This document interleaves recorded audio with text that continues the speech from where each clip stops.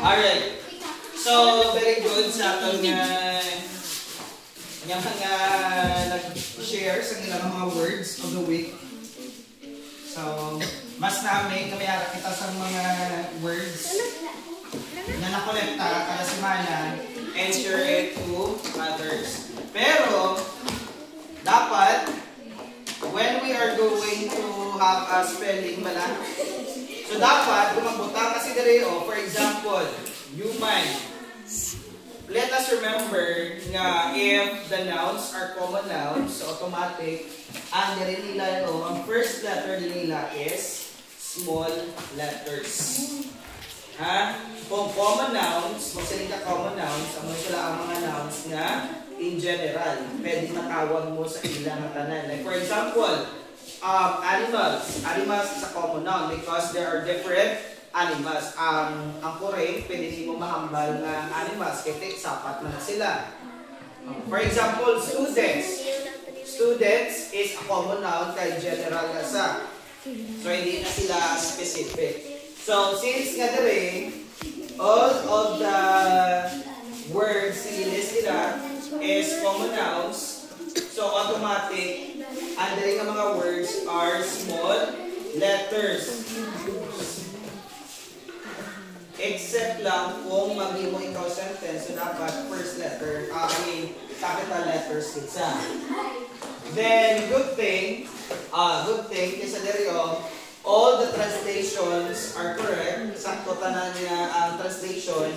However, sa dere kabalao, sa prinsipe, ang prinsipe nga spelling is P-R-I, lang yun makakonsyo. Ang spelling sa prinsipe, hindi niya PR, ang mala sa'yo, prinsipe. Ang mala sa spelling sa prinsipe. Tapos, good thing, ang manok, ilong is correct in spelling. How about naman sa atong ni sentence? So, dali naman tayo magka-problema. Remember, kung magsugod kita sa sentence, dapat ang pinakauna nga letter is capital letter or dako nga letter. So are, so dapat si T ni sa nagamay dapat dako pun. Tapos kung i-shortcut mo lang sa nga there is or there are, so kung mag-there ka bala there, mag-there's ka bala, it's wrong. So, dapat patangan mo na apostrophe para there is. So, dapat patangan mo na apostrophe as a shortcut sa there is. There is a human. So, dapat ang human it's small. Letter ang H. Human walking in the forest. Tapos, period. Hindi pa kalimti ang period. Next is EJ is sitting on a chair. So, ano di ang sala? Ang spelling sa setting, ano? So, dapat S-I-T-T-I-N-G. So, ano saan? Sitting. Hindi nga sitting.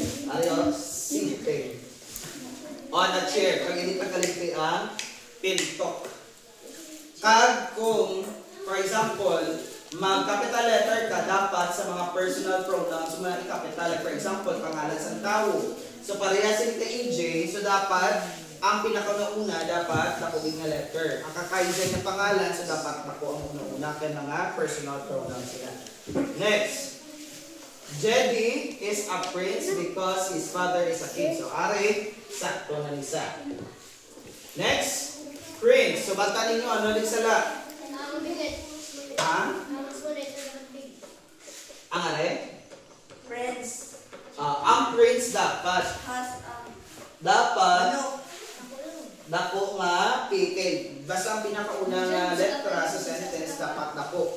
So prince has a chicken because he wants. Wala na saya apostrophe ha.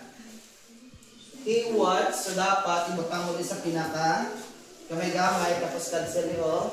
He wants to cook it. And there's a pinaka-last, EJ knows is flat. Flat out.